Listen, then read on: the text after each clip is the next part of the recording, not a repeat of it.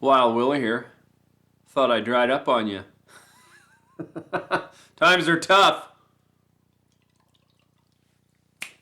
but I'm still flowing. All right. Okay, here we go. I'm going to do it.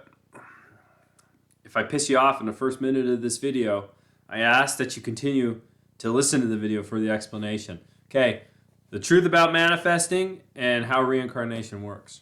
Right? So, if manifestation was real, guys, if it was really real, wouldn't we all be like millionaires? I just looked it up. I think it's like 75% of the world population have like less than $10,000. So clearly something ain't working, right? Everywhere you go on the internet, old age it's prayer, new age it's spirit, new age it's manifestation, right? Like everywhere you go, manifestation, manifestation, manifestation, manifestation. Why do we want to hear manifestation? Well, because I want to be a superhero. I want to be a mutant. I want to have telepathic powers. I really do. I mean, it's freaking sweet, right? The concept is freaking sweet. But like I said, wouldn't we all be millionaires? Billionaires? Wouldn't we all be like fit and have hot wives or hot husbands? I mean, right? Wouldn't we all not have problems in our lives? See, that's the thing. Manifestation is a really cool idea that takes us away from the reality of life. But it is a phenomenon that people experience, so it needs an explanation. Okay? In order to give it an explanation, we have to talk about a couple different things. And this will explain what it is and what it's about. So, I mean, basically there's the finite intelligence of your body, and then there's the infinite intelligence of the universe.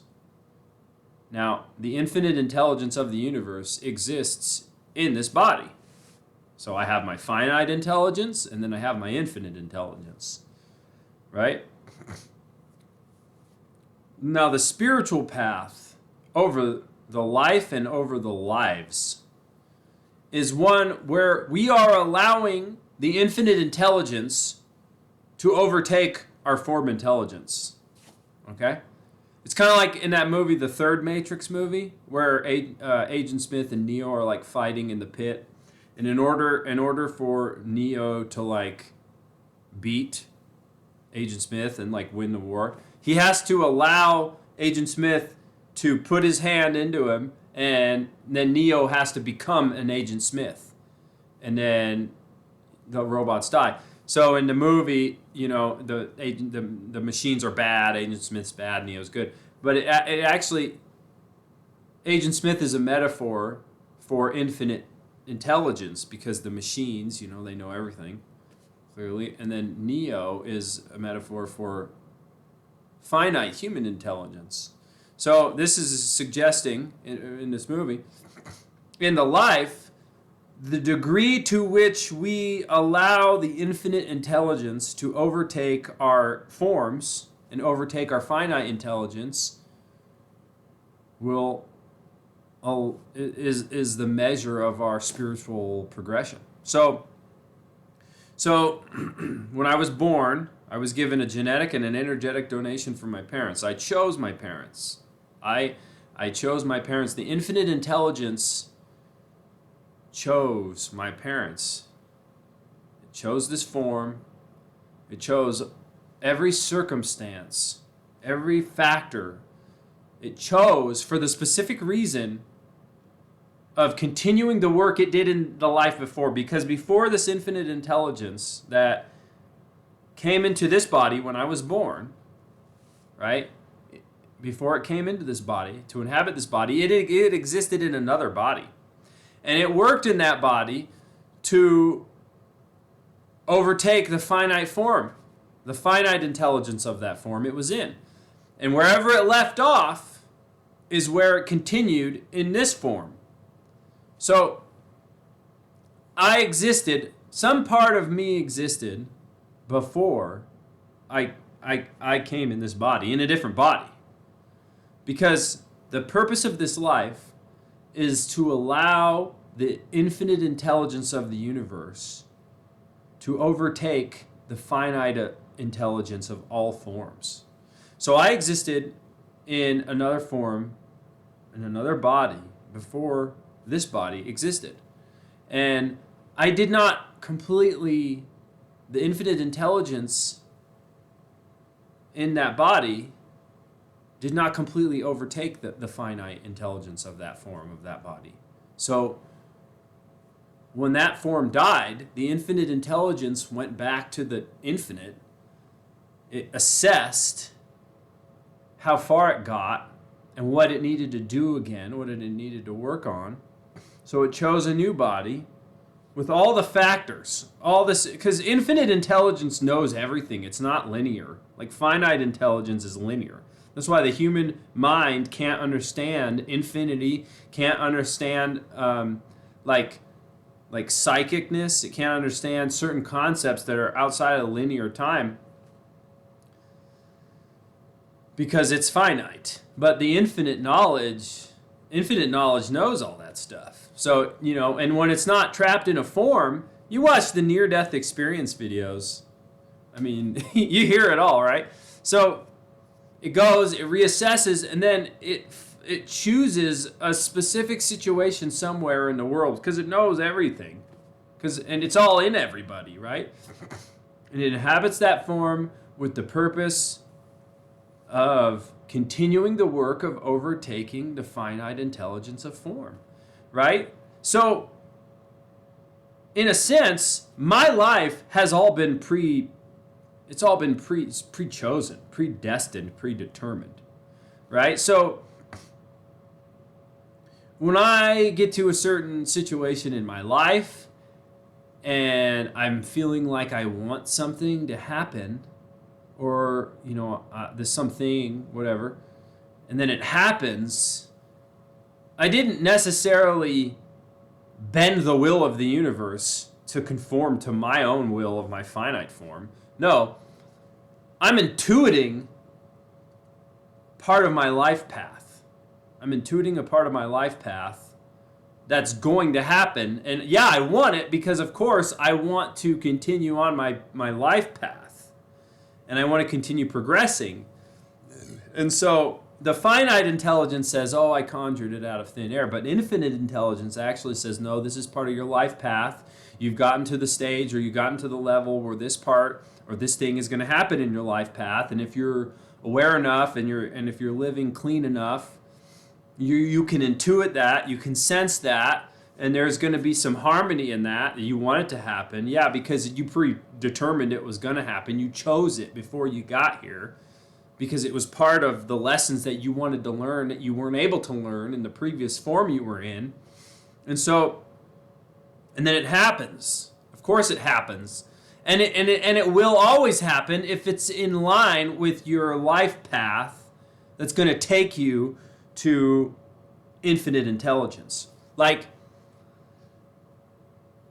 if you want something and it's not part of your life path, you're not going to get it. It's not going to come. And you can visualize it and you can imagine it and you can try to attract it out there vibrationally for it to come. It's not going to come. If it's not part of your life path, if it's not part of your lesson that's going to take you closer to infinite intelligence, it's not going to happen. It's not going to come.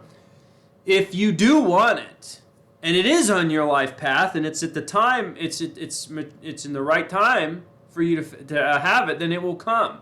It will come. But manifestation doesn't work the way people think it works. That's from a viewpoint of finite intelligence, where we think we're gods, and we're not gods. I mean, we have God in us, which is infinite intelligence. But when we understand things from a finite intelligence perspective, we're not seeing the real picture, and so this is why the reincarnation works. That's why they made Matrix 1, 2, 3, and then I guess a fourth, right? Because he kept fighting the reality. He kept fighting his destiny, but he couldn't attain his destiny until he understood what he had to do. See, until the infinite intelligence in him became great enough up to the level where Neo started to understand, oh, I need to become this infinite intelligence. I need to allow it to overtake me. But up until that, he just was fighting the agents, fighting the machines, he could have won the war a long time ago. But they kept making more movies. I didn't even see the fourth one. But and Reincarnation works the same way. I mean, I think I kind of explained it. Like it's not hard. Like if you're a chicken in a life, say like a chicken in a life, their finite intelligence is so small that it's not that difficult for the infinite intelligence to overtake that and then graduate into a more complicated life form. Right? This is the journey of life. So you get into higher life forms. People are a complicated life form. The human mind is like a computer. It is like a machine. So in the Matrix movie, the machines were cold. They were calculated. They were impersonal. They were like, let's harvest humans. They didn't care about humans. Like that's how your mind is kind of like your body and the mind, which is part of the body, which is finite intelligence. I mean, it is finite intelligence, so don't get me confused here with my metaphors. But it's like a machine in that it every little thing that comes into it we think is real. And the way we look at the way meaning works, everything that happens, the ego assigns meaning to it. And then that's real for you. That's real for you. That's real for you. And it tricks you. It tricks you. You're caught up in this web of finite intelligence. But the infinite intelligence needs to overtake that. And it will overtake that because you already picked that. You chose that before you inhabited your body. You chose your body specifically for whatever the factors. It knew everything that was going to happen before it inhabited it because it's omniscient. It's all-knowing, right? So the degree to which you're able to free the form or overtake the finite intelligence of your form and allow the infinite intelligence to embody it, which is conscious awareness, light, energy, it's all those things. That will determine where you go in your next life, and that will determine what happens in your life. And everything that happens in your life will happen to support that. And if you sense something is going to happen, or you think you want something to happen, but you're sensing that it's going to happen, and it does happen, or manifests something, right?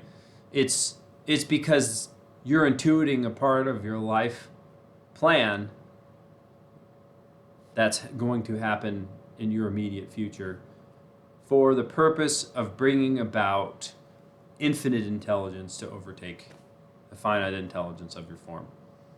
Okay, anyways, I don't really know how that happened or worked, but we're going to put it on the internet. All right. Hope you made it. It's not real, guys. We'd all be millionaires.